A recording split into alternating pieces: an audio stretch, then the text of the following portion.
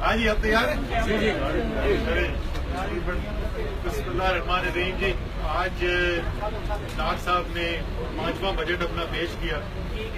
ان کے اس بجٹ کے اوپر تبصرہ کرنے سے پہلے جو پہلے 4 سال معیشت چلا چکے ہیں، تھوڑا سا ہم اس کے اوپر نظر ڈالنا چاہتے ہیں.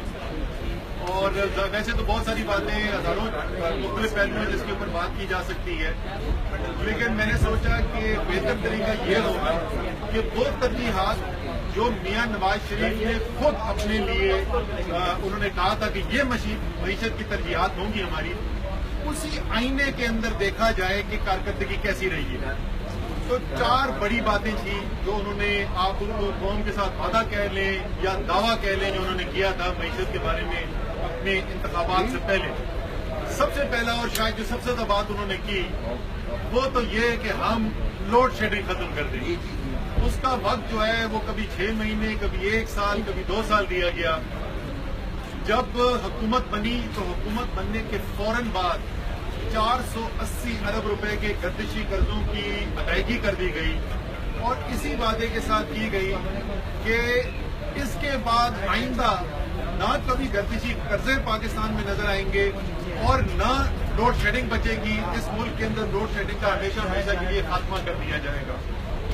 4 سال گزرنے کے بعد اربوں روپے کے اشتہارات نکالنے کے بعد آج کل بھی پورے صفحے کے اخبار میں اشتہار آ رہے ہیں. ان گنت فیتے کاٹنے کے بعد کچھ تو ایسے پروجیکٹس ہیں بجلی کے جن کے 3 دفعہ فیتا کاٹا جا چکا. حقیقت آج ہم یہاں پر کھڑے ہوئے ہیں کہ مئی 2017 میں بجلی کی قلت جو ہے وہ مئی 2013 یعنی 4 سال پہلے جتنی تھی اس سے زیادہ ہے. 4 سال میں لوڈ شیڈنگ کیا ختم کرنا، بجلی کی قلت میں اضافہ ہو گیا. کمی تو دور کی بات اور ختم ہونا تو بالکل ہی دور کی بات. تو پہلا جو سب سے بڑا وعدہ انہوں نے قوم کے ساتھ کیا، اس کا آپ عکس دیکھ سکتے ہیں آج کی بجٹ کی تقریر کے اندر. اگر آپ ڈار صاحب کا وہ حصہ پڑھیں جہاں وہ بجلی کے نظام کی بات کرتے ہیں تو وہ تمام باتیں اس جملے پہ ختم ہوتی ہیں، ہوگا، ہوں گی، کریں گے، سب مستقبل کے صیغے میں ہیں. دوسرا جو انہوں نے بڑا وعدہ کیا میاں صاحب نے، بڑے خوبصورت اشتہار بھی چلائے. اشتہار بڑے اچھے بناتے ہیں، یہ آپ کو ماننا پڑے گا. ویسے میں ان کو کہہ رہا تو وزیر اعظم ہوں، ناراض نہ ہو جائیں کیونکہ حقیقت میں تو وہ مغل اعظم ہے اور یہ شریف سلطنت کے 4 سال مکمل ہوئے ہیں، کوئی جمہوری دور کے 4 سال مکمل نہیں ہوئے. انہوں نے کہا کہ ہم کشکول توڑ دیں گے اور جو قرضے ملک کے اوپر ہیں ہم اس کشکول کو توڑ کر ملک کو آزاد کر دیں گے. بات بالکل درست کرتے ہیں کہ جو ملک خاص طور پہ بین الاقوامی قرضوں کے بوجھ کی طرح دبا ہوا ہو وہ کیسے آزاد ہو سکتا ہے؟ وہ حقیقی معنی میں آزاد ہو ہی نہیں سکتا. اس کی پالیسیاں اس کے عوام کی مرضی کے مطابق بن ہی نہیں سکتی. 14,000 ارب روپے کے قرضے تھے پاکستان کے اوپر، جو پبلک ڈیٹ جس کو بولتے ہیں. جس وقت میاں صاحب کی، جیسے میں نے کہا، ان کی 4 سالہ سلطنت کا آغاز ہوا، 4 سال کے اندر، 4 سال بھی نہیں، 3 سال 9 ماہ کے اندر الحمدللہ 14,000 ارب سے بڑھ کر قرضے جو ہیں ان کا بوجھ ہمارے پاس 22,000 ارب سے تجاوز کر گیا. زرداری صاحب کی حکومت، جو میرے خیال میں میاں صاحب بھی اس بات کو مانیں گے، ان کی پارٹی بھی مانتی ہے، ہم اس بات کو مانتے ہیں کہ شاید پاکستان کی تاریخ کی بدترین معیشت کی کارکردگی جو تھی وہ 5 سال تھے.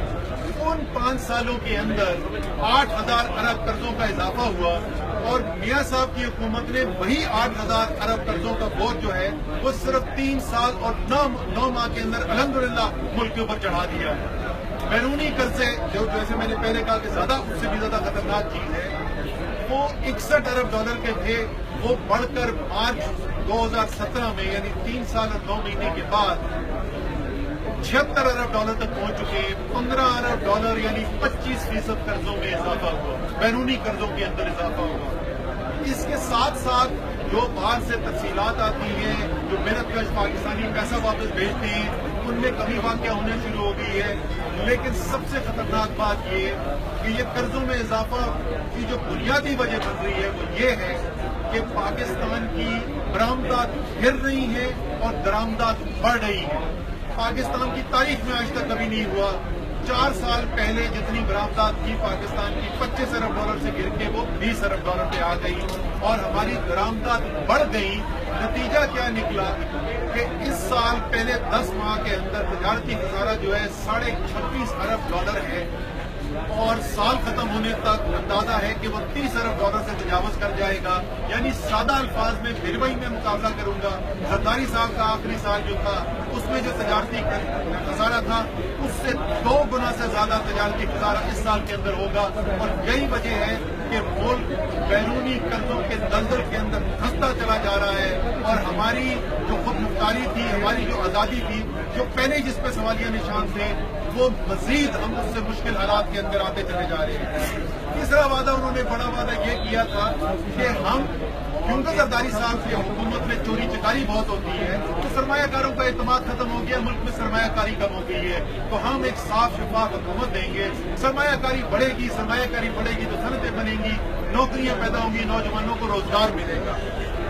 पिछले 30 साल के अंदर औसतन शरे सरमायाकारी की जो है 30 साल के अंदर सबसे कम शरे सरमायाकारी की ये 4 साल है। ये मियां नवाज शरीफ की हुकूमत है। इसके अंदर ओवरऑल जो आप सरमायाकारी है वो मुकम्मल जो हो जो मैं सरमायाकारी का वो भी सबसे कम है। और जो बैरूनी सरमायाकारी हो रही है बावजूद इसके कि सीपेक का पैसा पाकिस्तान के अंदर आ रहा है, एक चीन की तरफ से एक बहुत बड़ी सरमायाकारी मुल्क में आ रही है, उसके बावजूद जो बैरूनी इन्वेस्टमेंट हो रही है, सरमायाकारी हो रही है मुल्क में बशमूल सीपेक के, वो इस वक्त औसतन उससे कम है जो जरदारी साहब के वक्त में हुई। तो इसका मतलब आसान अल्फाज में यह हुआ कि अगर उस वक्त सरमायाकारी इसलिए कम हुई थी कि मुल्क में चोरी चकारी हो, इसका सबसे बड़ा हुआ है। ये वो स्टील मिल है जो मियां साहब के 3 नस्लों का कारोबार है, वो 23 महीने से बंद पड़ी हुई है। PIA में रोज एक नया स्कैंडल आप सुनने को मिलते हैं। इसी हुकूमत ने जिस चीफ एग्जीक्यूटिव ऑफिसर को लाखों रुपए तनख्वाह दे के लगाया था, उसने PIA के चीफ एग्जीक्यूटिव ऑफिसर को एग्जिट कंट्रोल लिस्ट पे डाला हुआ है, क्योंकि उसने करप्शन की, खुद जिसको अपॉइंट किया था उसको करप्शन की बुनियाद पे एग्जिट कंट्रोल लिस्ट के ऊपर लगाया हुआ है। साद रफीक सुप्रीम कोर्ट के बाहर खड़े रहते हैं, इमरान खान और तहरीक इंसाफ के खिलाफ तो बहुत बयान देते हैं। रेलवे में खसारा तो कम नहीं कर सके, लेकिन अल्हम्दुलिल्लाह रेलवे के जो एक्सीडेंट्स होते हैं उनका एक नया रिकॉर्ड उन्होंने जरूर कायम कर दिया है, रिकॉर्ड कायम कर दिया है। आखिरी चीज इसमें मैं कॉमेंट करना चाहूंगा, मियां साहब की मईशत हमेशा से जो है वो मईशत रही है ताकतवर के लिए, वो गरीब और मुतवस्सित तबके के खिलाफ रही है और यही रिवायत उन्होंने जारी रखी है। पिछले 4 साल में जो ताकतवर तबके के ऊपर जो टैक्स है उसमें कमी आई है। 3 इस्तिस्ना स्कीमें लाई गई हैं टैक्स चोरों के लिए, मनी लॉन्ड्रर्स के लिए, और उसी टाइम के अंदर गरीब और मुतवस्सित तबके के ऊपर टैक्सेस के ऊपर इजाफा किया गया है और उनके ऊपर बोझ में बेपनाह इजाफा किया गया है।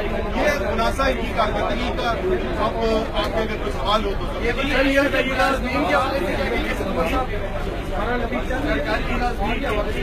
सरकारी मुलाजमीन की एक तो अच्छी खबर आज ये है कि तहरीके इंसाफ ने और मैंने जो रेजोल्यूशन करारदाद असेंबली के अंदर पेश की थी कि जो 5% उनकी कटौती होती है उसको खत्म करना चाहिए BPS 5 तक, वो आज मंजूर कर ली गई है। वो एक अच्छी चीज हुई है। 10% इजाफा किया गया है तनख्वाह के अंदर, ये अच्छी खबर है। हम इसकी तारीफ करते हैं, इसको कहते हैं अच्छा इकोनॉमी और आज किसानों के साथ जो हुआ। अच्छा, आखिरी चीज मैं ये कहूंगा, उसके बाद फारूक सत्तार साहब भी बात करेंगे। आज जो किया है इन्होंने किसानों के साथ, उस पार्लियामान के सामने किया है जो कल एक बहुत बड़ी चीज इसी पार्लियामान के अंदर हुई थी जिसकी खबर ज्यादा लगी नहीं। एक तजवीज रखी गई थी कि जो काश्तकारों को पैसा वक्त पे नहीं देता, सनद जो कंपनी नहीं देती और वो 90 दिन देर करती है तो उसके बाद उनको उसका हर्जाना अदा करना चाहिए। इस पार्लियामान के अंदर पीपल्स पार्टी और मुस्लिम लीग नून ने मिलकर उसकी मुखालफत की, किसान दुश्मनी का अपना सबूत दिया और कल जो पार्लियामान के अंदर किसान दुश्मनी का सबूत दिया था, जो पिछली 4 साल के अंदर इन्होंने अपनी पॉलिसियों के अंदर किसान दुश्मनी का सबूत दिया है, आज उन्होंने बरबरियत करके हम किसानों के ऊपर जो अपना हक मांग रहे थे दोबारा साबित कर दिया कि ये हुकूमत जो है ये किसान दोस्त तो क्या, ये किसान दुश्मन हुकूमत है। बहुत बहुत शुक्रिया।